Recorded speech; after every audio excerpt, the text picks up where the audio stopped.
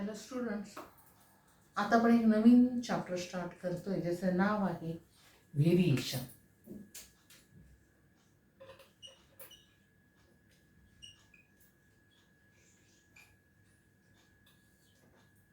Okay,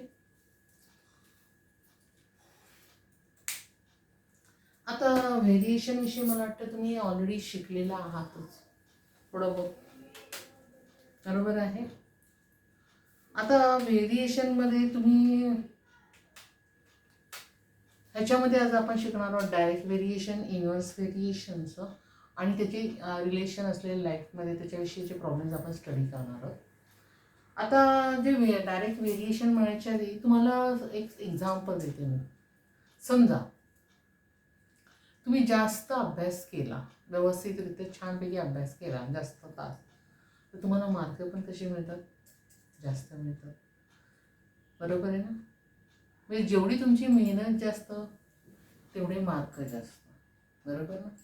म्हणजे त्याचा अर्थ काय की तुमची मेहनत आणि तुमचे मार्क याचं जे संबंध आहे, याचं जे प्रमाण आहे, ते जे व्हेरिएशन जे आहे ते आहे डायरेक्ट व्हेरिएशन, ज्याला म्हटलं तर समप्रमाण. काय म्हटलं जातं त्याला? समप्रमाण असं म्हटलं जातं. म्हणजे त्याचा अर्थ काय की एखादी गोष्ट जर वाढली तर त्याच्या रिलेटेड असलेली तीच गोष्ट तेवढ्याच प्रमाणामध्ये वाढते. आता उदाहरणार्थ जर आपण म्हटलं की समजा मी मार्केटमध्ये गेले आणि मार्केटमध्ये मी तीन पेन घेतले, तर ते पेनाची किंमत होती 15 रुपये, बरोबर आहे. 4 पेन घेतले 20 रुपये. पण जसजशी म्हणजे पेनाची संख्या वाढत जाईल तशी किंमत काय होत जाणार आहे? वाढत जाणार आहे, बरोबर आहे. म्हणजेच याचा अर्थ काय की एक गोष्ट वाढली की दुसरी गोष्ट तेवढ्याच प्रमाणामध्ये काय होते? वाढते. किंवा एक गोष्ट कमी झाली की दुसरी गोष्ट तेवढ्याच प्रमाणात काय होते?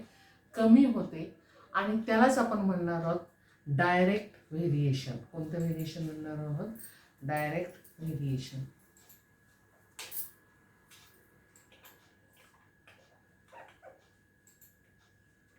ज्याला आपण मराठीमध्ये म्हणतो समप्रमाण. आता समजा एखादी क्वांटिटी असेल, समजा एक क्वांटिटी एक्स आहे, त्याच्याशी रिलेटेड क्वांटिटी वाय आहे. Means x and y are in same proportion. Then this x and y are in direct variation. Suppose समजा मी म्हटलं पेनची संख्या आपण मानली एक आणि त्याच्या रिलेटेड असणाऱ्या रुपीजची संख्या रुपीज मांडले वाय. म्हणजे x and y are in same proportion.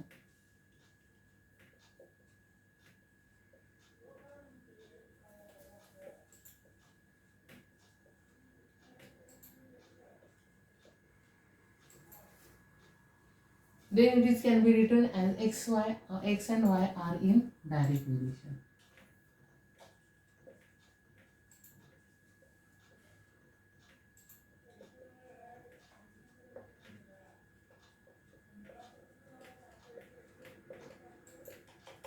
आता मी एक्झाम्पल घेतलं, जर नंबर ऑफ पेन एक्झाम्पल वाटलं घेऊया, एक्स म्हणजे आणि rupees cost of pen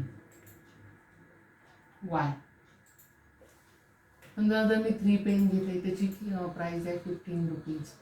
4 pen घेतले 20 रुपीज, बरोबर आहे. 1 पेन घेतला 5 रुपीज.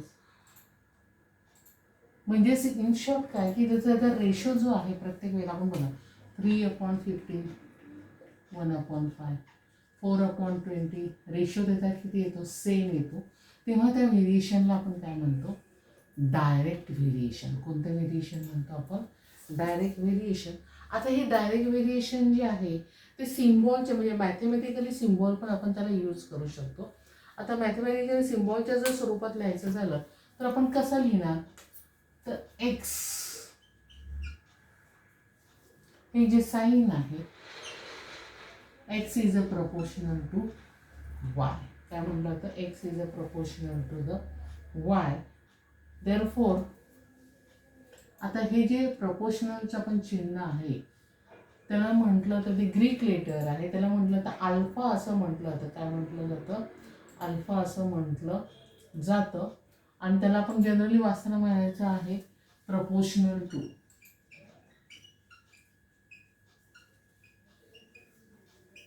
म्हणजे x is a proportional to y. Therefore x is equal to k into y. बरोबर आहे. Therefore x upon y is equal to k. आता तुम्ही म्हणाल मॅडम हा जो के आहे म्हणजे हा नक्की काय आहे? तर के ला म्हटलं तर कॉन्स्टंट ऑफ व्हेरिएशन. के ला म्हटलं तर कॉन्स्टंट ऑफ व्हेरिएशन.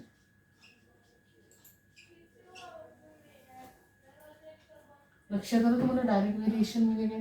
डोक्यात एक फिक्स लक्षात ठेवायची की एखादे संबंध रिलेटेड आहे, पेन आणि जी कॉस्ट.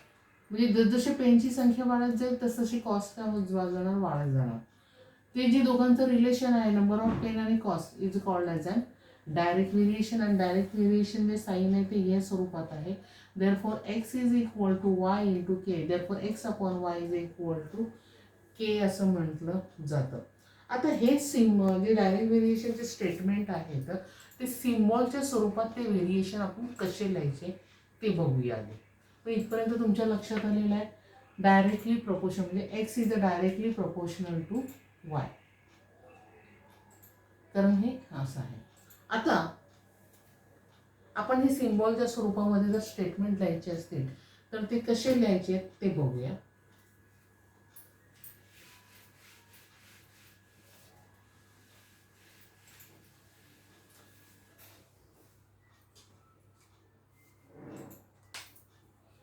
आता एक एक्झाम्पल घेऊया. Area of circle is directly proportional to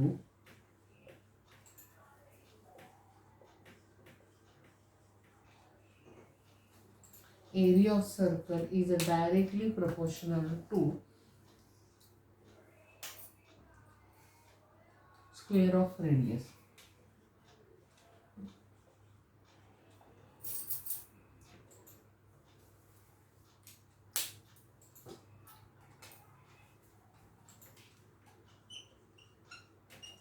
square of radius हे स्टेटमेंट आहे.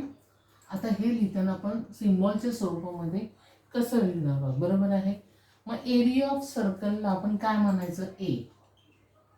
एरिया ऑफ सर्कल ए मानलं. आणि स्क्वेअर ऑफ रेडियस, रेडियसला आपण लेटर कोणतं वापरतो? आर. मग त्याचा स्क्वेअर म्हणजे आर स्क्वेअर. मग आता हे आपल्याला सिम्बॉलच्या स्वरूपामध्ये लिहायचं आहे.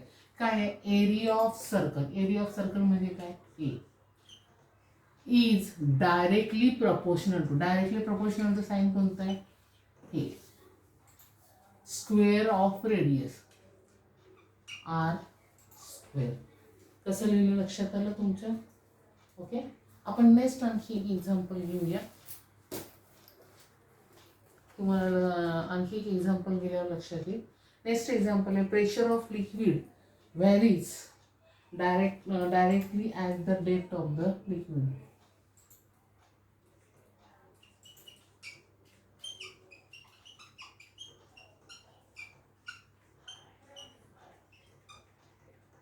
Pressure of liquid varies directly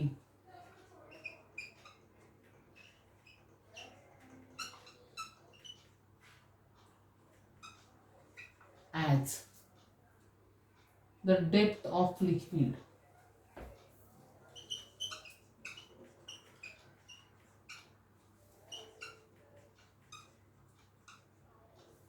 आता प्रेशर ऑफ लिक्विडला आपण काय म्हणणार आहोत? पी.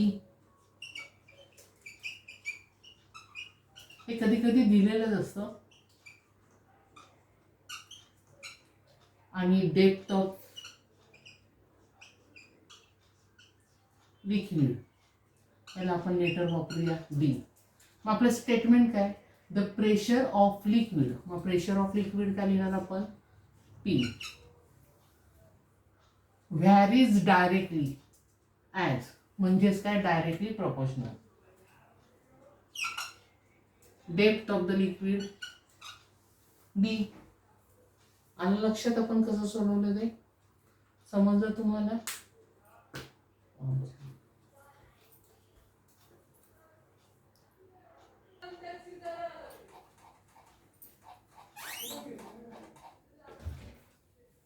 आता आपण प्रॅक्टिस सेट 7.1 बघूया.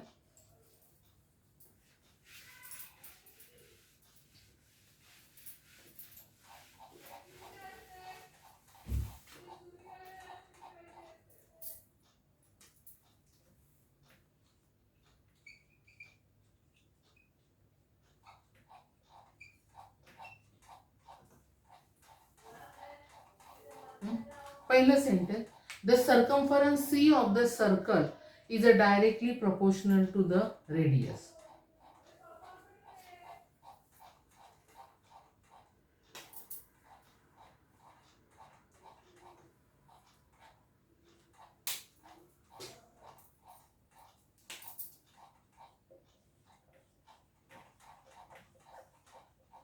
आता सर्कम्फरन्स ऑफ द सर्कल त्यांनी लेटर दिलेले आपल्याला सी, बरोबर आहे. पुढे काय, is directly proportional to the radius. रेडियसला लेटर कोणतं वापरले त्यांनी, आर. आपल्याला माहिती आहे रेडियसला आर. मग सर्कम्फरन्स आपलं जे आहे ते कसं लिहिणार आपण, सी प्रपोर्शनल टू आर. आलं लक्षात. आता पुढे बघा, consumption of the petrol l in the car and the distance travel by the car d are in direct variation. बरोबर आहे. म्हणजे कन्झम्पशन ऑफ द पेट्रोल त्यांनी काय वापरलंय, एल. मग consumption of the petrol l is directly to the distance travel by the कारला letter वापरलं त्यांनी डी हे लेटर वापरले, म्हणजे l is a proportional to the d. Okay. आता आपण डायरेक्ट सेकंड प्रॉब्लेम बघूया. Complete the following table considering that the cost of the apple and there the number are in the direct variation. म्हणजे त्याने already सांगितलेलं आहे, cost of the apple and the number of the apple are in direct variation. Okay.